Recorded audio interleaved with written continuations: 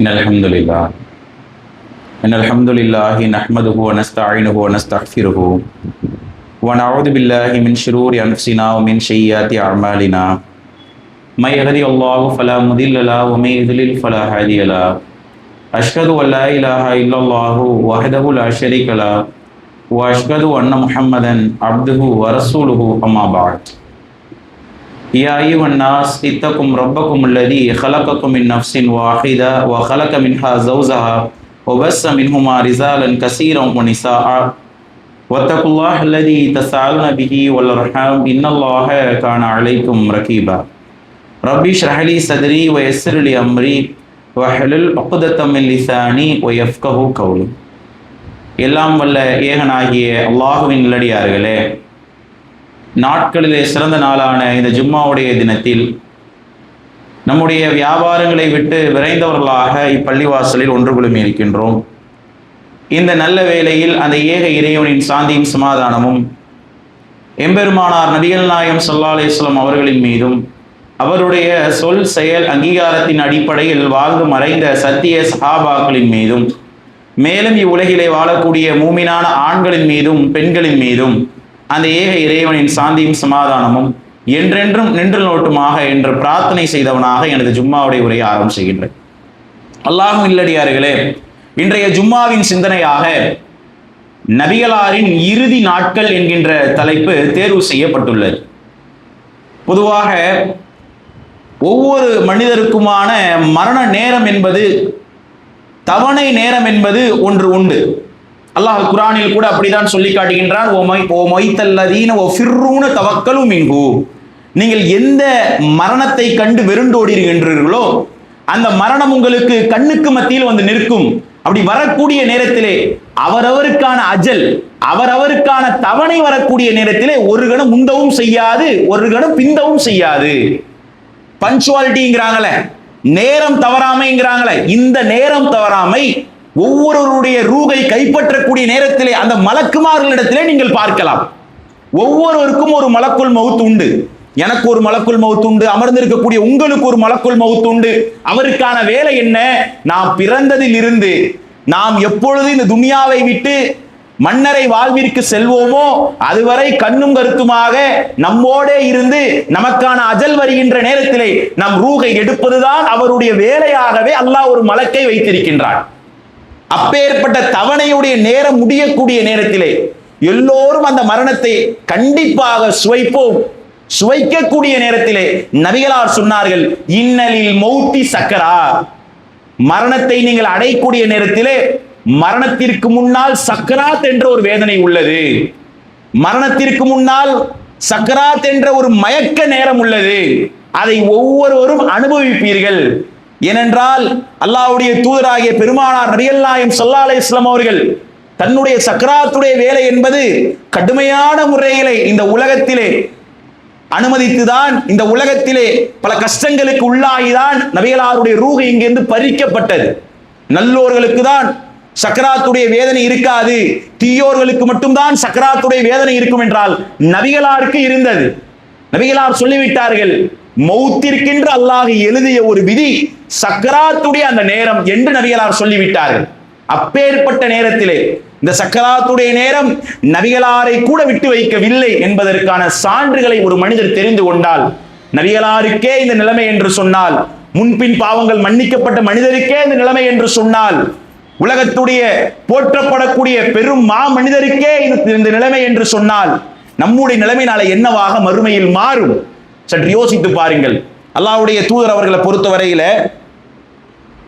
அல்லாஹ்வுடைய தூதர்கள் இந்த ஏகத்துவ பிரச்சாரத்தை நுபுவத்து கிடைத்து 40வது வயதில் ஏற்று 63 ஆண்டு காலம் இந்த உலகத்திலே வாழ்ந்தார்கள். 23 ஆண்டு காலம் தான் இந்த ஏகத்துவத்தின் பயணம், இந்த குர்ஆனுடைய வடிவம், சொல் செயல் அங்கீகாரம் அனைத்தும் நபிகளாருடைய 23 ஆண்டு காலத்தில் அல்லாஹ் நமக்கு கொடுத்தார். அப்பேற்பட்ட அல்லாஹ்வுடைய தூதர் நோய்களை பொறுத்தவரையில 2 விதமாக நோய்கள் உண்டு. திடீரென்று வயது முதிர்ச்சியின் காரணமாக ஒருவருக்கு நோய் ஏற்படும். சில நேரங்களிலே விபத்தின் காரணமாக அல்லது ஏதோ ஒரு திடீர் மரணத்தின் காரணமாக சில நோய்கள் ஏற்படும். ஆனால் நபிகளாருக்கு அப்படி கிடையவே கிடையாது. அல்லாஹ்வுடைய தூதர் அவர்களை பொறுத்தவரையில 50 வயது 52 வயதுல எல்லாம் பத்ரு யுகது போர்க்கள முன்னால் நின்று தலைமை தாங்கி சண்டை போட்டார்கள் அல்லாஹ்வுடைய தூதர். 53 52 வயதுல ஒருவரால் போர்க்களத்தில் முன்னால் நின்று 2 கைகளில் 2 வாளை சுழட்டக்கூடிய அளவிற்கு ஒரு வீரம் இருக்குமா, பலம் இருக்குமா? இன்று 25 வயது இளைஞர்களை பார்க்க முடியுது, முட்டி வலிக்குதுங்கிறாங்க, கால் வலிக்குதுங்கிறாங்க, ஒரு தூரத்தில் பயணம் பண்ண முடியலங்கிறாங்க. நபிகளார் 51 வயது 52 வயதுலனா 25 கிலோ ஒவ்வொரு வாளுடைய எடை இருக்கும். அந்த வாட்களை பிடித்து சண்டை செய்யக்கூடிய அளவிற்கு, காஃபிர்களை துவம்சம் செய்யக்கூடிய அளவிற்கு தான் நபிகளாருடைய உடல் வலிமை இருந்தது.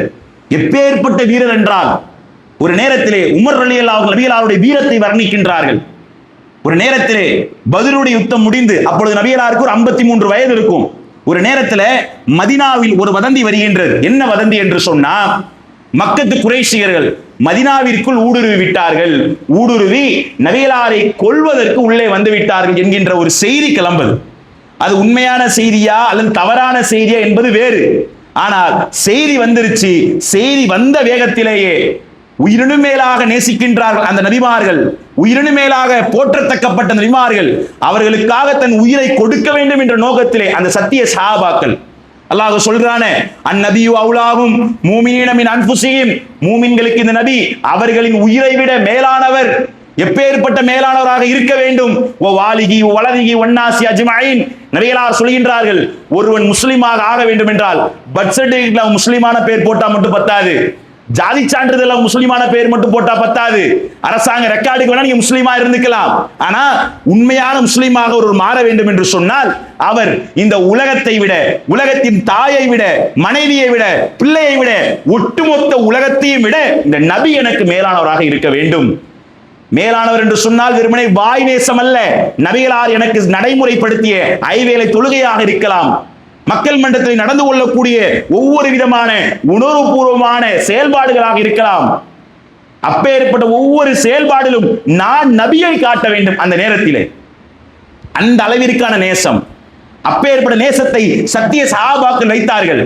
நபிகளாருக்கு உயிர் ஆபத்து என்று சொல்லி ஒட்டுமொத்த நபித்தோழர்கள் நபிகளாருடைய வீட்டுக்கு வாசல்ல போய் நிற்கிறார்கள். அப்படி நிற்கக்கூடிய அந்த நேரத்தில் உமர் ரலியல்லாஹு அவர்கள் கதவை திறந்து போறாங்க. நபிகளாருடைய கதவை திறந்து உள்ள போனா அல்லாஹ்வுடைய தூதரை காணும். உமர் ரலியல்லாஹு அவர்கள் தேம்பி தேம்பி அழுகுறாங்க. வந்த செய்தி உண்மையா? நம்மளே பதட்டத்தில் இருக்கிறோம், நபிகளாரை காணோம், நள்ளிரவு நேரம், எதிரிகள் வந்து தூக்கிட்டு போயிட்டாங்களா அல்லது ஏதாவது கடத்திட்டாங்களா, கொலை செஞ்சிட்டாங்களா, என்னவென்று தெரியலையே. நம் பிள்ளையை விட மேலானவர், நம் உலகத்தை விட மேலானவர். கேட்கின்ற பொழுதே நபிகளாரோடு இருக்கவில்லை என்ற ஆசை பல பேருக்கு இருக்கின்றது, நபிகளாரோடு வாழணும் என்ற ஆசை இருக்கிறது. அந்த மக்கள் நபிகளாரோட கடந்த மக்கள், அந்த மக்களுக்கு நபிகளார் மீது துரும்புப்பட்டால் எப்படி நடப்பாங்க? உமர் ரலியல்லாஹு அவங்க அழுகுறாங்க, அல்லாஹ்வுடைய தூதரை காணோம்னு. மதீனாவுடைய எல்லையிலிருந்து, தூரத்திலிருந்து கையில ஒரு தீப்பந்தத்துல, சேனம் பூட்டப்படாத குதிரையில நெற்றிவாக எடுத்து தோல் புஜம் அளவிற்கு ஒரு மனிதர் முடியை வைத்துக் கொண்டு, ஒரு வாளை வைத்துக் கொண்டு ஊருடைய எல்லையில நிற்கிறார். இந்த செய்தி கேள்விப்பட்ட உமர் ரலியல்லாஹு அவங்க என்ன பண்றாங்கன்னா, தூரத்துல ஒரு மனிதர் நிற்கிறாரு, அகுவ அகுவ யார் யார் என்று கேட்டுக்கொண்டு நேரடியாக ஊருடைய எல்லைக்கு போனால் அல்லாஹ்வுடைய தூதர் பெருமானார் நபிகள் நாயகம் ஸல்லல்லாஹு அலைஹி வஸல்லம் அவர்கள் அந்த இடத்தில் காத்துக் கொண்டு இருக்கின்றார்கள். நபிகளாரை அந்த தீப்பந்தத்திலே அந்த வாளோடு நபிகளாருடைய தோல் புஜம் முடி பறக்கக்கூடிய நேரத்திலே உமர் ரலியல்லாஹு சொல்கின்றார்கள், சிங்கத்தை நாங்கள் நேரடியாக பார்த்தோம், அப்பேற்பட்ட வீரராக நபிகளார் எங்கள் கண்மத்தியில் தெரிந்தார்கள். உமர் ரலியல்லாஹு கேட்கிறாங்க அல்லாஹ்வுடைய தூதர்கிட்ட, அல்லாஹ்வுடைய தூதரே வதந்தி வந்தது, செய்தி வந்தது, உங்களை பாதுகாக்க உங்க வீட்டுக்கு நாங்க வந்தோம். அப்போ அல்லாஹ்வுடைய தூதர் சொன்னாங்க, என்ன பாதுகாக்க என் ரப்பு இருக்கிறான், என்ன பாதுகாக்க என்ன படைச்சவன் இருக்கிறான், எனக்கு உயிர் கொடுத்தவன் இருக்கிறான். ஏதோ செய்தி கேள்விப்பட்ட நானும், நீங்க வீட்டுக்குள்ள எல்லாரும் போய் தூங்குங்க, மனை மக்களோட தூங்குங்க, என்ன மீறி எவன் ஊர் எல்லைக்குள்ள வரான்னு நான் பார்க்கிறேன். வரக்கூடிய ஈட்டிகள், வரக்கூடிய அம்புகள் என் தொண்டை குழியை பதம் பார்த்ததற்கு பின்னால் தான் உங்களை பதம் பார்க்கும். நான் பார்த்துக்கிறேன், நீங்க தூங்குங்க. எந்த அரசர்கள் இப்படி இருப்பாங்க? எந்த மாமனிதர் இப்படி இருக்க முடியும்? உலகத்திற்கு வீரத்தை கற்றுக் கொடுத்த ஒரு சமுதாயம், ஒரே சமுதாயம் இஸ்லாமிய சமுதாயம் தான். அப்பேற்பட்ட மனிதர் அல்லாஹ்வுடைய தூதர் அவர்கள். இப்படி வாழ்ந்தார்கள் அல்லாஹ்வுடைய தூதர். கம்பீரமான நடை, வீர நடை. நபிகளார் செல்லக்கூடிய நேரத்தில் இப்பதான் சிங்கம் நடக்கிறது போல நபிகளாருடைய நடை இருக்கும், பார்வையில் தாழ்வு இருக்கும், நடை கம்பீரமா இருக்கும். அப்பேற்பட்ட அல்லாஹ்வுடைய தூதர். பத்ரு போர்க்களங்கள்ல அலி ரலியல்லாஹு சொல்லி காட்டுறாங்க, முதல் போர் பத்ரு போர் தான். அல்லாஹ்வுடைய தூதர் மக்கள் தொழுது பார்த்திருக்கு. திக்ர் பண்ணி பார்த்திருக்கு, பயான் பண்ணி பார்த்திருக்கு, அல்லாஹ்வுடைய போர் பண்ணி பார்த்தது இல்ல. அலி ரலியல்லாஹு சொல்றாங்க அல்லாஹ்வுடைய தூதர்கிட்ட, அலி ரலியல்லாஹு 13-14 வயது இருக்கும், சிறிய பிள்ளை.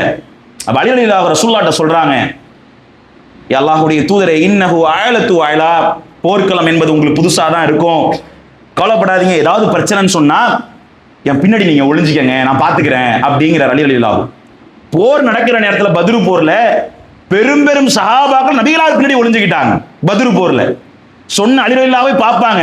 ஏன்னா ரசூலுல்லாஹ் பயான் பண்ணி திக்ர் பண்ணி மக்களுக்கு தலைமை தாங்கி தொழு வச்சு பார்த்த அல்லாஹ்வுடைய தூதரை வாழ்னு வந்துச்சுன்னா, போர்க்களம்னு வந்துச்சுன்னா, நபிகளாருடைய வீரம் வேற ஒரு பக்கம் வெளிப்பட்டுச்சு. அப்பேற்பட்ட வீரர் தான் அல்லாஹ்வுடைய தூதர். அந்த மாதிரி அல்லாஹ்வுடைய தூதர் அவர்கள் தன் வாழ்நாளில் வாழ்ந்து காட்டினார்கள். அப்பேற்பட்ட அல்லாஹ்வுடைய தூதருக்கு அல்லாஹ் மரணத்தை எழுதுகின்றான். குல்லு நஃப்ஸின் தாயிகத்துல் மௌத், இந்த உலகத்திலே படைக்கப்பட்ட ஒவ்வொரு ஆத்ம மரணத்தை சுவைத்தே தீரும். ஐனமா தகூனு எதிர்க்குமுல் மௌத் வலவ் குன்து ஃபீ புரூஜும் ஸய்யிதா, அவர்கள் உறுதியான கோட்டைகளில் மாட மாளிகையில் இருந்தால் மரணத்தை அவர்கள் அடைந்தே தீருவார்கள் என்று அல்லாஹ் சொல்லி காட்டுகிறான். அந்த மரணம் நபிகளாரையும் அடைந்தது. எந்த அளவிற்கு என்றால், நபி ஸல்லல்லாஹு அலைஹி வஸல்லம் அவர்கள் ரபியுல் அவ்வல் மாதம் பிறை 12 திங்கட்கிழமை மரணிக்கின்றார்கள் என்ற செய்தி இருக்கு. அந்த பிறையில மட்டும் பிறை 13, 14, 15 சில கருத்து வேறுபாடுகள் அதுல இருக்கு. ஆனா திங்கட்கிழமை மரணித்தார்கள் என்பது மட்டும் அதுல உறுதி. ரபியுல் அவ்வல் இருக்குன்னா அதுக்கு முன்னால உள்ள சஃபர், அதுக்கு முன்னால உள்ள முஹர்ரம், முஹர்ரமுக்கு முன்னால் உள்ள துல்ஹஜ்ஜி, அதுக்கு முன்னால் உள்ள துல்காதா, ஷவ்வால், ரமலான், அதான் ரசூலுல்லாஹ்வுடைய கடைசி ரமலான். ஒவ்வொரு வருட ரமலான்லையும் அல்லாஹ்வுடைய தூதர் என்று நபியானார்களோ 40 வயசுல ரசூலுல்லாஹ் நபி ஆகுறாங்க. ஒவ்வொரு வருட ரமலான்லையும் ஜிப்ரீல் அலைஹிஸ்ஸலாம் வருவாங்க. எப்படி 40வது வயசுல ஜிப்ரீல் அலைஹிஸ்ஸலாம் ரமலானுக்கு வந்து இக்ர ஓதுவீராக என்று சொன்னாங்களோ, அதிலிருந்து நபிகளார் மரணிக்கின்ற வரை அந்த ரமலான்ல வந்து அந்த வருடம் மனனம் செய்த ஒவ்வொரு சூறாக்களையும் வசனங்களையும் ரிவைசிங் கேட்பாங்க, ஓதி காட்டுங்கம்பாங்க. அப்ப அல்லாஹ்வுடைய தூதரும் ஜிப்ரீல் அலைஹிஸ்ஸலாம் ஓதி காட்டுவாங்க. இது வளமையா நடந்துட்டு இருந்துச்சு. அப்ப அந்த ரமலான்ல என்ன ஆகுதுன்னா, ஆமன்து வ குல்லு, இப்ப ஓதி காட்டுங்கிறாங்க. ஒரு தடவை ரசூலுல்லாஹ் ஓதி காட்டிட்டாங்க, ஓதி காட்டினதுக்கு பின்னால மறுமுறை ஓதி காட்டுங்க அப்படிங்கிறாங்க. அப்ப ரசூலுல்லாஹ்வுக்கு உள்ள ஒரு பொறி தட்டுது, இது வளமைக்கு மாறால இருக்கு. எப்போ ஒரு முறை தானே ஓதி காட்ட சொல்லுவீங்க, இப்ப 2 முறை ஓதி காட்ட சொல்றீங்களே அப்படின்னு கேட்கிறாங்க.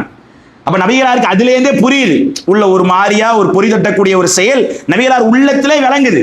இப்ப நபிகளார் 2வது முறையும் ஓதி காட்டுறாங்க. ஓதி காட்டியதற்கு பின்னால ஜிப்ரீல் அலைஹிஸ்ஸலாம் சொல்றாங்க, யா முஹம்மது வஅலா குன்து ரஜுலுன், நபியே உமக்கான நேரம் முடிவடையக்கூடிய நாள் நெருங்கிட்டு இருக்கு, நீ வந்த பணி முடிவடைய போகுது, காலம் சுருங்கி விட்டது நபியே, பயணத்திற்கு தேவையான கட்டுப்பொருட்களை எடுத்துக்கொள் என்கின்ற ஒரு செய்தியை முன்னறிவிப்பாக ஜிப்ரீல் அலைஹிஸ்ஸலாம் அவர்கள் நபிகளார்ட்ட சொல்லிடுறாங்க. இப்போ சொன்ன உடனே என்ன ஆகுதுன்னா, அல்லாஹ்வுடைய தூதர் ஜிப்ரீல் அலைஹிஸ்ஸலாம் வந்துட்டு போனதுக்கு பின்னால ஃபாத்திமா ரலியல்லாஹு அன்ஹா, ஈர கொலைன்னு சொன்னாங்களே, ஃபாத்திமா மேல அலாதி பிரியம் அல்லாஹ்வுடைய தூதருக்கு. ஏன்னா நபிகளாருக்கு 7 பிள்ளைகள். அந்த 7 பிள்ளைகளை பொறுத்தவரையில ஃபாத்திமா ரலியல்லாஹு தவிர மீதம் எல்லா பிள்ளைகளும் நபிகளார் உயிரோடு இருக்கும்போது ஜனாசா தொழுகை வச்சாங்க. ஒரு தகப்பர் ஒரு பிள்ளை மௌத்துனா அவர் உடஞ்சு போயிடுவாரு. அவர் இருக்கிற நேரத்திலே 2வது பிள்ளை, எல்லாரும் தந்தைமார்கள் என்ன எதிர்பார்ப்பாங்க, என்னுடைய ஆம்பளை பிள்ளை எனக்கு தொழு வைக்கணும் ஜனாசா தொழுகை. ரசூலுல்லாஹ்க்கு அது கிடைக்கல. ரசூலுல்லாஹ்வை பொறுத்தவரையில நபிகளாருக்கு பிறந்த எல்லா ஆம்பளை குழந்தைகளுக்கும், ஆம்பளை குழந்தை மட்டும் இல்ல பொம்பளை குழந்தைகள் ரசூலுல்லாஹ் ஜனாசா தொழுகை வச்சாங்க. ஒரே ஒரு பிள்ளையை தவிர, ஃபாத்திமா ரலியல்லாஹு தவிர. ஒரு தகப்பன் ஒரு பிள்ளை 2 பிள்ளை 3 பிள்ளைனா அடுக்கடுக்கா மரணங்கள்லாம் யோசிக்க முடியுமா? எந்த பிள்ளைங்க நபிகளாருக்கு தங்கல ஃபாத்திமா ரலியல்லாஹு தவிர. அந்த ஃபாத்திமா ரலியல்லாஹு சொல்லுவாங்க, அவங்களுக்கு 2 பிள்ளைங்க இருந்தாங்க, ஹசன் ஹுசைன், நபிகளாருடைய பேர பிள்ளைங்க. அப்போ ஃபாத்திமா கிட்ட சொல்லுவாங்க, ஃபாத்திமா ரலியல்லாஹு அவங்கள்ட்ட அல்லாஹ்வுடைய தூதர் சொல்லுவாங்க, யா ஃபாத்திமத்து வஅலா, ஃபாத்திமாவே கான ஜிப்ரீலு வஅலா, ஜிப்ரீல் வந்தார் என்கிட்ட, வருடம் குர்ஆனை என்கிட்ட மறு திருத்தம் கேட்பாரு. அப்படி என்கிட்ட கேட்கிற நேரத்துல இந்த தடவை 2 முறை என்கிட்ட கேட்டாரு. இந்த 2 முறை கேட்கிற நேரத்தில் நான் ஓதிட்டேன். இதுல இருந்தே எனக்கு புரிஞ்சிருச்சு, இந்த உலகத்தில் நான் பயணிக்கக்கூடிய காலங்கள் மிகவும் சொற்பம் என்று புரிந்து விட்டது. இடத்துல சொல்றேன், எனக்கு பின்னால என்கிட்ட முதல்ல நீ தான் வருவ. அலி ரலிட்ட, அவருடைய கணவன் அலிட்ட சண்டை பிடிக்காத, என்னுடைய பேர பிள்ளைங்க ஹசன் ஹுசைன் எங்க தவழ்ந்துகிட்டு இருப்பாங்க. அந்த நேரத்தில் ரசூலுல்லாஹ் நெற்றியில முத்தம் போட்டு சொல்லுவாங்க, நாளை என்னுடைய வாரிசுகளை, என்னுடைய சந்ததியிலே உள்ள பிள்ளைகளாக அல்லாஹ் அவர்களை அங்கீகரிக்கட்டும் என்கின்ற அளவிற்கு அவர்களுக்கான ஒரு துவா செய்யப்படும். ஃபாத்திமா ரலியல்லாஹு அன்றிலிருந்தே ஒரு கலக்கத்தோடு இருப்பார்கள். ஒரு 6 மாதங்களுக்கு முன்னதாகவே. பின்னால அல்லாஹ்வுடைய தூதருக்கு நாட்கள் நெருங்கும். இந்த ரமலானுடைய மாதமெல்லாம் கழிந்ததற்கு பின்னால அல்லாஹ்வுடைய தூதர் அவர்கள் காலத்துல துல்ஹஜ்ஜுடைய மாதம் வரும். துல்ஹஜ்ஜுடைய மாதத்தில் அல்லாஹ்வுடைய தூதர் ஹஜ்ஜத்துல் விதா என்ற வரலாறுல சொல்லுவாங்க. அதான் நபிகளார் செய்த முதல் இறுதிமான கடைசி ஹஜ்ஜி. அந்த ஹஜ்ஜத்துல் விதால அல்லாஹ்வுடைய தூதர் அவர்கள் காபத்துல்லா மேல நின்று மக்களுக்கு ஒரு உரை நிகழ்த்துவார்கள். அதுதான் ஹஜ்ஜத்துல் விதா என்று வரலாறுகளில் சொல்லப்படும். அப்படி மக்கள் கூட்டம் குழுமி இருக்கின்றது, ஏராளமான மக்கள் கூட்டம். அப்படி இருக்கின்ற நேரத்தில் சூரத்துல் நஸ்ர் இறங்கப்படும். இதா ஜா நஸ்ருல்லாஹி வல் ஃபத்ஹ் வராய் தன்னாஸ யதுகுலூன ஃபீ தீனில்லாஹி அஃப்வாஜா. நபியே, அல்லாஹ்வுடைய வெற்றியும் அல்லாஹ்வுடைய உதவியும் நீ கண்ணுக்கு மத்தியில் பார்க்கிற நேரத்தில் ஃபஸப்பிஹ், நீ அல்லாஹ்வை புகழு. அல்லாஹ்வுக்கு தான் புகழ், எந்த தனிநபருக்கும் புகழ் இல்லை. நபிகளார் ஆரம்பத்தில் மக்காவில் ஒரு மனிதராக இருந்தார்கள். ஒரு மனிதர் 2 மனிதராக 200 ஆச்சு, 200 2000 ஆச்சு. இன்னைக்கு நபிகளார் யாருன்னு தெரியாது, ஒரு உருவம் தெரியாது, நிறம் தெரியாது. ஆனா ஆம்பளை பிள்ளைன்னு ஒண்ணு நமக்கு பிறந்துச்சுன்னு சொன்னா பேருக்கு முன்னால முகமது நோப்போம், பேருக்கு பின்னால முகமது நோப்போம். யார் அந்த முகமது? எங்க அத்தாவா, தாத்தாவா, சொந்தக்காரங்களா, கொள்ளு தாத்தாவா? யார் அவர்? அவரை பற்றி பேசினால், யாரேனும் அவருக்கு எதிராக நாவுகளை தீட்டினால் ஒட்டுமொத்த இஸ்லாமிய சமுதாயம் திரளக்கூடிய அளவிற்கான ஒரு தலைவர். யோசித்து பாருங்கள். அந்த அல்லாஹ்வுடைய தூதர் மக்களுக்கு உரை நிகழ்த்துகின்ற அல்லாஹ்வுடைய உதவியை கண்ணுக்கு மத்தியில் பார்த்தீங்கன்னா, காபத்துல்லால அபூஜஹல் சொன்னா ஒரு நேரத்தில், அல்லாஹ்வுடைய எதிரி சொன்னா, முஹம்மதே இன்னஹு அலத்துஹு, நீ சமுதாயத்துக்கு துரோகம் பண்ணி இருக்கிற, மக்களை பிரிச்சு கொண்டு போன, அல்லாஹ் மட்டும் வணங்கணும் நபிகளார் சொன்னது தப்பு, அடிமை உள்ள மக்களை சமரசமா நடத்தணும்னு சொன்னது தப்பு, உறவுகள்கிட்ட நீதமா நடக்கணும்னு சொன்ன நபிகளார் சொன்னது தப்பு. இதுதான் அபூஜஹலுக்கு பிடிக்கல. அந்த அபூஜஹல் சொன்னா, முஹம்மதே, நீ பண்ண வேலைக்கு நீ இறந்ததற்கு பின்னால் உன் பேரை அடைமொழியாக முன்னாலோ பின்னாலோ சேர்ப்பதற்கு இந்த மக்கள் யோசிப்பார்கள் என்று சொன்னான். உன்னோடு ஒருவரே சிரமம் என்று அபூஜஹல் சொன்னா. இன்னைக்கு கோடிக்கணக்கான மக்கள் நபிகளாருக்கு பின்னால். இது கிடைத்த வெற்றி அல்லாஹ்வுடைய உதவி. அந்த வசனம் அங்கு இறங்கப்படுது. அந்த வசனம் இறங்கப்பட்டதற்கு பின்னால அல்லாஹ்வுடைய தூதர் அவர்கள் ஒரு அறிவிப்பு செய்றாங்க, என்னிடமிருந்து ஹஜ்ஜுடைய கிரியை என் கையிலேருந்து வாங்கிக்கங்க, ஏன்னா அடுத்த வருடம் இந்த இடத்துல நிப்பனா நிக்க மாட்டேனா எனக்கு தெரியல அப்படிங்கிறாங்க. இந்த வார்த்தையெல்லாம் வித்தியாசமான வார்த்தையாக இருக்கின்றது, வித்தியாசமான சொற்களாக இருக்கின்றது. எல்லா சஹாபாக்களும் தேம்பி தேம்பி ஒரு நேரத்தில் அழ ஆரம்பிக்கிற அந்த வார்த்தையினால ஒரு அளவுக்கு மேல அல்லாஹ்வுடைய தூதருக்கு வசனம் இறங்கப்படுகின்றது. அல் யௌம அக்மல்துக்கும் தீனக்கும் வ அத்மம்தும் நிஅமதி வ ரலீதுக்கும் இஸ்லாம் தீனா. இன்றைய தினம் உங்கள் மார்க்கத்தை நான் முழுமைப்படுத்திட்டேன், இஸ்லாத்தை உங்கள் மார்க்கமாக நான் பொருந்திக் கொண்டேன். நாளைக்கு மறுமையில என் சம்பந்தமா அல்லாஹ் உங்கள்கிட்ட கேட்பான், அதுக்கு என்ன பதில் நீங்க சொல்லுவீங்க? சஹாபாக்களை வச்சு அல்லாஹ்வுடைய தூதர் கேட்கிறான். அப்போ அங்கு உள்ள நபித்தோழர்கள் உமர் ரலியல்லாஹு சொன்னார்கள், அல்லாஹ்வுடைய தூதர் என்ன வார்த்தை கேட்குறீங்க? ஹலால் ஹராம்னா என்னன்னு எங்களுக்கு தெரியாது. செத்த மாமிசங்களை சாப்பிட்டுக்கிட்டு இருந்த ஒரு நேரம் எங்களுக்கு கண்ணியத்தை கொடுத்தது நீங்க தான், எங்களுக்கான மதிப்பை கொடுத்தது நீங்க தான். இப்பேற்பட்ட உங்களை பத்தி அல்லாஹ் எங்கள்கிட்ட கேட்டா நல்ல முறையில் தான் சொல்லுவோம், தூதுத்துவத்தை எடுத்து விட்டீர்கள் என்று சான்று பகருவோம். அல்லாஹ்வுடைய தூதர் வானநோக்கி கையை உயர்த்தி சொன்னாங்க, யா அல்லாஹ், இவர் சொன்னதற்கு நீனே சாட்சி, நீனே சாட்சி யா அல்லாஹ் என்று கையை உயர்த்தி அல்லாஹ்வுடைய தூதர் அவர்கள் சொன்னார்கள். பின்னால அல்லாஹ்வுடைய தூதர் அவர்கள் அந்த இடத்துல இருக்கக்கூடிய ஒரு நேரத்தில் மக்களுக்கு பல உபதேசங்களை செய்கின்றார்கள். நீதமாக நடந்து கொள்ளுங்கள், அநியாயக்காரமாக நடக்காது என்ற பல உபதேசங்களை அந்த மக்களுக்கு செய்துவிட்டு அந்த ஹஜ்ஜத்துல் விதாவுடைய உரையை முடிக்கின்றார்கள். அடுத்த நாள் மறுநாள் யமன் நாடு என்று சொல்லக்கூடிய அண்டை நாட்டிற்கு ஆளுநராக முஆது பின் ஜபல் என்று சொல்லக்கூடிய ஒரு நபித்தோழரை அல்லாஹ்வுடைய தூதர் ஆளுநராக அனுப்புகின்றார்கள். இப்படி ஆளுநராக அனுப்பக்கூடிய அந்த நேரத்தில் முஆது பின் ஜபல் அவர்கள்ட்ட ஓப்பன் டிக்ளேர் பண்றாங்க. என்ன சொல்றாங்கன்னா, யா முஆதே இத்தகு தஅவத்தில் மத்லூம், உம்மை நாம் யமன் நாட்டிற்கு ஆளுநராக அனுப்புகின்றேன். அப்படி அனுப்பக்கூடிய அந்த நேரத்திலே அங்க போய் நீ ஷஹாதத்தை ஏவணும், நன்மை ஏவி தீமையை நடக்கணும். முஆதே, பாதிக்கப்பட்டவனுடைய பிரார்த்தனைக்கு நீ பயந்துக்க. ஏன்னா உன்னால ஒருத்தன் பாதிக்கப்படுறான்னு சொன்னா அல்லாவுக்கும் அவனுக்கும் எந்த திரையும் இல்லை. அல்லாஹ் பல அலுவல் வேலைகள்ல இருப்பான், சூரியன் சந்திரன் வானங்கள் பல அலுவல் வேலைகள் அல்லாஹ் இருப்பான். அது அனைத்தையும் விட்டு விட்டு அல்லாஹ் அந்த பாதிக்கப்பட்டவனுடைய பிரார்த்தனைக்கு உடனடியாக தீர்வு காண்பான். பாதிக்கப்பட்டவனுடைய பிரார்த்தனைக்கு அஞ்சுக்க என்று சொல்லிவிட்டு முஆது ரலியல்லாஹு சொன்னாங்க, முஆதே இன்னஹு அலா குந்தும், இன்று நீ என்ன கடந்து போற. முஆது ரலியல்லாஹு ஒட்டகத்தில் இருக்கிறாங்க, அல்லாஹ்வுடைய தூதர் கீழே இந்த உபதேசங்களை பண்றாங்க. இன்னைக்கு நீ என்ன கடந்து யமன் நாட்டுக்கு போவ, அடுத்த முறை நீ என்ன பார்க்கிற நேரத்தில் என்ன பார்க்க மாட்ட. நான் கட்டின வீடு இருக்கும், நான் கட்டின மஸ்ஜித் நபவி இருக்கும், என் ஆடை இருக்கும், ஆனா நீ என்ன பார்க்க மாட்டேன், என்னுடைய கபரை பார்ப்பேன்றாங்க. இந்த வார்த்தை முஆது ரலியல்லாஹு அவருக்கு தூக்கி போடுது. தாங்க முடியாத ஒரு வேதனையை முஆது ரலியல்லாஹு அவர்கள் அனுபவிக்கின்றார்கள். காலங்கள் உருண்டோடுகின்றது. காலங்கள் உருண்டோடுவதற்கு பின்னால நபிகளாருடைய இறப்பிற்குரிய காலம் வருகின்றது. நபிகளாருக்கு இறப்பிற்குரிய காலங்கள் வரக்கூடிய அந்த தருவாய், ரபியுல் அவ்வல் மாதம் வந்துவிட்டு நபிகளார் திங்கக்கிழமை மௌத்தா போனாங்களா, திங்களுக்கு முன்னால் உள்ள ஞாயிறு ஞாயிறுக்கு முன்னால் உள்ள சனி, சனிக்கு முன்னால் உள்ள வெள்ளி, வெள்ளிக்கு முன்னால் உள்ள வியாழன், வியாழனுக்கு முன்னால் புதன். இந்த 6 நாட்கள் தான் நபிகளார் நோயுடைய அவஸ்தையிலே, சக்கராத்துடைய வேதனையிலே கடுமையாக நொங்கோலப்பட்டார்கள். எந்த அளவிற்கு அல்லாஹ்வுடைய தூதர் அவர்கள் செவ்வாய்க்கிழமை வரை திரகாத்திரமா இருக்கிற அல்லாஹ்வுடைய தூதர் புதன்கிழமை ஆகுது. புதன்கிழமை ஆனோடனே காலையில அல்லாஹ்வுடைய தூதர் வளமையாக சுபுகு தொழுது விட்டு, உஹது யுத்தத்தில் மரணித்த ஷஹீதுமார்களுக்கு 8 வருடம் 10 வருடம் நடந்த உஹது யுத்தம், அதுக்கு அல்லாஹ் இப்ப தொழுகை வைக்க சொல்லியிருக்கான். அப்ப தொழுகை வைத்து விட்டு அந்த இடத்துல என்ன ஆகுதுன்னு சொன்னா, தொழுகை முடித்ததற்கு பின்னால ஜனாசா தொழுகை வைக்கின்றார்கள். வைத்து விட்டு வீட்டுக்கு வர்ற நேரத்தில் லேசாக ஒரு தலைவலி நபிகளாருக்கு ஏற்படுது. இப்ப தலைவலி நார்மலா உள்ள தலைவலி மாதிரி தெரியல, தலைவலியுடைய அந்த தாக்கம் அதிகமாகுது. தாக்கம் அதிகமான அந்த நேரத்தில் நபிகளார் ஒரு ஈர துண்டை எடுத்து தலையில கட்டுறாங்க, இறுக்கி கட்டிக்கிறாங்க. வெப்பம் தாங்க முடியல, கடுமையான வெப்பமாக மாறுது. அல்லாஹ்வுடைய தூதர் அவர்களுக்கு வீட்டுக்கு ஆயிஷா ரலியல்லாஹு வீட்டில் அந்த நேரத்தில் இருக்கிறாங்க, எல்லா மனைவிமார்களும் கொண்டு வரப்பட்டுட்டாங்க. அப்ப அல்லாஹ்வுடைய தூதர்கள் கடுமையான தலைவலி தாக்கத்தில் இருக்கிற நேரத்தில் அல்லாஹ்வுடைய தூதர் சொல்றாங்க மனைவிமார்கள்ட்ட, வேதனை என்னால் தாங்க முடியல, என் தலையில தண்ணி எடுத்து ஊத்துங்க. இப்ப நபிகளாரை உட்கார வச்சு 7 தோல் பைகள் நிரம்ப, ஜக்கு மாதிரின்னு வச்சுக்கோங்க, 7 தோல் பைகள் நிரம்ப தண்ணீர் எடுத்து ஊற்றப்படுது. தண்ணீர் எடுத்து ஊற்றப்பட்டதுக்கு பின்னால அப்படியே மயக்கம் போட்டு அல்லாஹ்வுடைய கீழே விழுவுறாங்க. விழுந்ததற்கு பின்னால நபிகளாருக்கு லுஹருடைய நேரம் வருது. ரொம்ப தாமதமா அசருடைய நேரம் வருவதற்கு முன்னால சில நேரங்கள் கழித்து நபிகளார் எந்திரிக்கிறாங்க.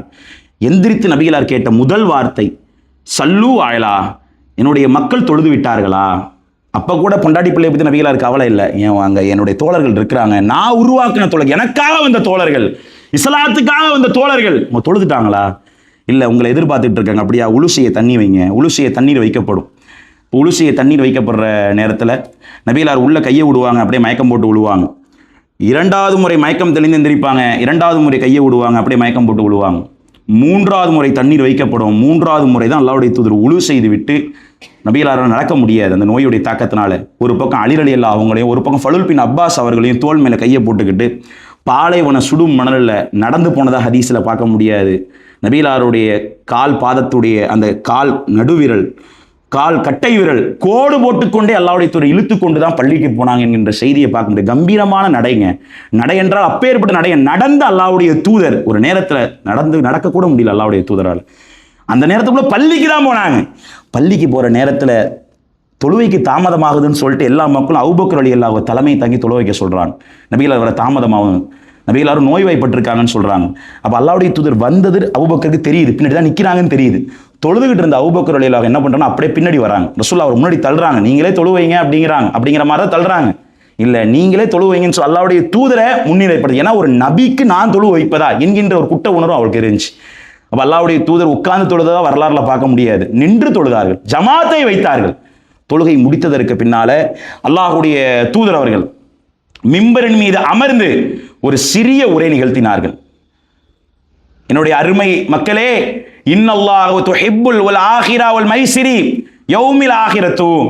அருமை மக்களே, அல்லாஹ் ஒரு அடியான் இடத்துல கேட்டான், உனக்கு இந்த உலகம் வேண்டுமா அல்லது மறுமை வேண்டுமா என்று ஒரு அடியார் இடத்துல அல்லாஹ் கேட்டான்.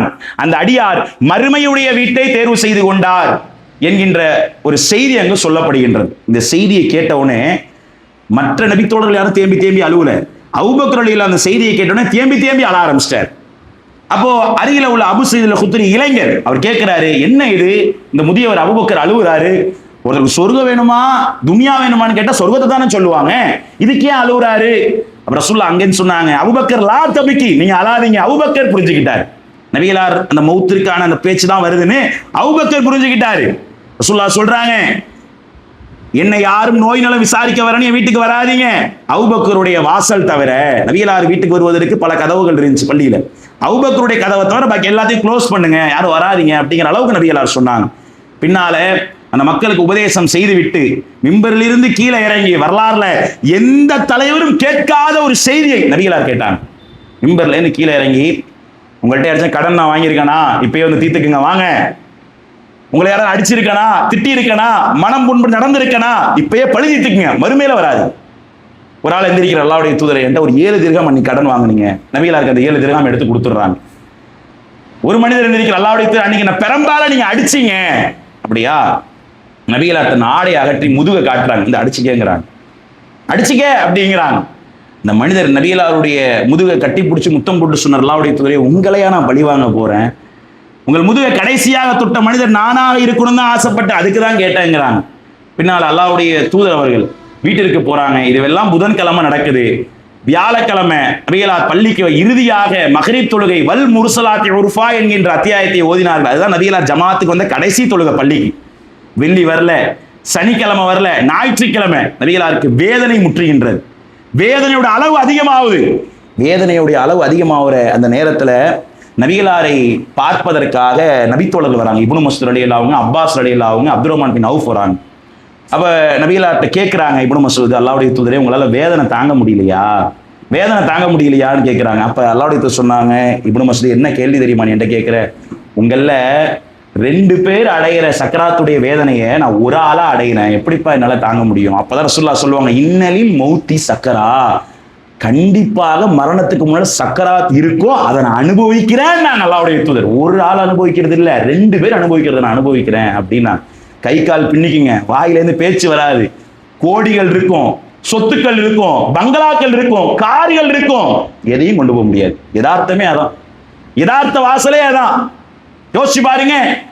அப்போ நபிகளாருடைய முகத்தை பார்த்துட்டு வெளில வந்து இப்னு மஸ்ஊத் சொல்லுவாரு அப்பாஸ் ரலியல்லாஹு சொல்லுவாங்க இப்னு மஸ்ஊத்கிட்ட, எங்க சொந்தக்காரங்கெல்லாம் எப்படி மௌத்தா போனாங்க நாங்கள் பார்த்துருக்குறோம். ஏன்னா அப்பாஸ் ரசூலுல்லாஹ் சின்னத்தா தானே, ரசூலுல்லாவை பார்த்தா 2-3 நாள் நம்மளை விட்டு போயிடுவாங்கன்னு தெரியுது, ஏன்னா ரசூலுல்லாவுடைய முகம் அப்படிதான் எனக்கு தெரியுது அப்படின்றாங்க. ஊருக்கெல்லாம் செய்தி கொடுத்துருக்கேங்கிற மாதிரி சொல்றாங்க.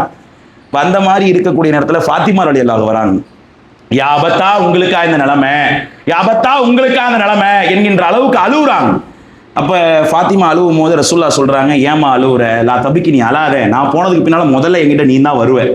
ஏன்னா ரசூலுல்லாஹ் மௌத்தா போன பின்னால 6 மாசத்துல ஃபாத்திமா ரலியல்லாஹு மௌத்து, நான் போனா நீ தான் வருவ, நாளைக்கு நீ சொர்க்கத்துல தலைவியா இருப்ப, சரியா? எங்க என் பேர பிள்ளைங்க தவழ்ந்துகிட்டு இருப்பாங்க, மடியில ரசூலுல்லாஹ் உட்கார வச்சு நெத்தியில முத்தம் போட்டு, எனக்கு ஒரே ஒரு கவலை தான், துன்யால நான் அதிகமா நேசிச்சது தெரியுமா, இந்த 2 செல்லங்களை தான், இந்த பேர பிள்ளைங்களை தான். ஏன்னா ரசூலுல்லாஹ் பயான் பண்ணிட்டு இருப்பாங்க, ஹசன் ஹுசைன் விளையாடுவாரு, ரசூலுல்லாஹ் தூக்கிட்டு வந்து உட்கார்ந்து பயான் பண்ணுவாங்க, அவ்வளவு பாசம். ரசூலுல்லாஹ் தொழுவாங்க, ஹசன் ரலியல்லாஹு மேல உட்கார்ந்து இருப்பாரு சைதாவுல, ரொம்ப நேரம் இருப்பாங்க ரசூலுல்லாஹ், என் பேர பிள்ளை இருந்துச்சுல, அவ்வளவு பாசம் பேர பிள்ளைங்க மேல. இந்த பேர பிள்ளைங்களை விட்டுட்டு போறதுதான் எனக்கு ரொம்ப வருத்தமா இருக்கு அப்படிங்கிற அளவுக்கு ரசூலுல்லாஹ் சொல்லுவாங்க.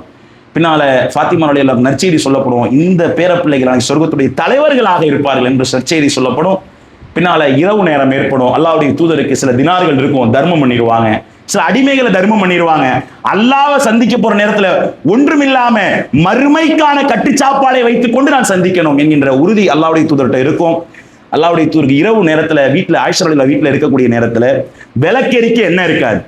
அந்த நேரத்துல அருகில உள்ள நபர்கள்ட்ட அண்டை வீட்டுல போயிட்டு நபிகளார் இருட்டுல படுத்து இருக்கிறாங்க, என்ன நடக்குதுன்னு தெரியல, கொஞ்சம் விளக்கெரிக்க கொஞ்சம் எண்ணெய் கொடுக்குறீங்களா, நான் கடனா திருப்பி வந்து கொடுத்துட்டேன். உலகத்துடைய தலைவர், உலகத்துடைய ஜனாதிபதி, ரோம் கிஸ்லா மன்னர்கள் எல்லாம் தாண்டி கொட்டி குளிக்கக்கூடிய ஒரு செல்வம் நபிகளார் நினைத்தால் ஆண்டு இருக்கலாம். நபிகளார் வீட்டுல விளக்கெரிக்க ஒரு எண்ணெய் இல்லை, அருகில கடன் வாங்குறாங்க, விளக்கெரிப்பது எண்ணெயை கடன் வாங்குறாங்க. நபிகளார் வீட்டுல எண்ணெய் இல்லை அடுப்பு எரிக்கிறது. அப்பேற்பட்ட ஒரு வறுமை நபிகளாருக்கு திங்கக்கிழமை ஏற்படுது. நபிகளார் ஃபஜர் தொழுகைக்காக எந்திரிக்கக்கூடிய நபிகளால் எந்திரிக்க முடியல. அப்ப திரைச்சலை அகற்றி பார்க்கறாங்க, யார் தொழு வைக்கிறாருன்னு. அபூபக்கர் ரலியல்லாஹு தலைமையில மக்கள் எல்லாம் தொழுது விட்டு இருக்கிறாங்க. அப்ப அல்லாஹ்ட்ட கையேந்துறாங்க, யா அல்லாஹ் எனக்கு பின்னால இந்த உம்மத்துக்கு யார் இருக்கான்னு நினைச்சேன், சரியான ஒரு மனிதரை காட்டிட்டடா யா அல்லாஹ் என்று அல்லாஹ்விடத்துல கையேந்துறாங்க. அல்லாஹ்வுடைய தூதருக்கு வேதனை முற்றுகின்றது. பல் துலக்கணுங்கிறாங்க அல்லாஹ்வுடைய தூதர். எதிர்முறையில் அப்துர் ரஹ்மான் பின் அவுஃப் ரலியல்லாஹு அன்ஹு பல் துலக்கக்கூடிய குச்சியால பல் துலக்கிட்டு இருக்கிறாங்க. நபிகளார் செய்கையால காட்டுறாங்க பல் துலக்கணும்னு.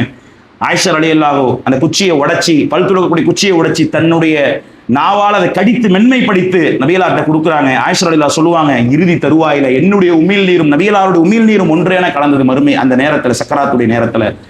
நபிகளார் பல் துலக்கிய அழகு அன்றை விட அழகாக நாங்கள் பார்த்ததில்லை. நபிகளாருக்கு நோய் முற்றுகின்றது, அதிகமான நோய் வருகிறது.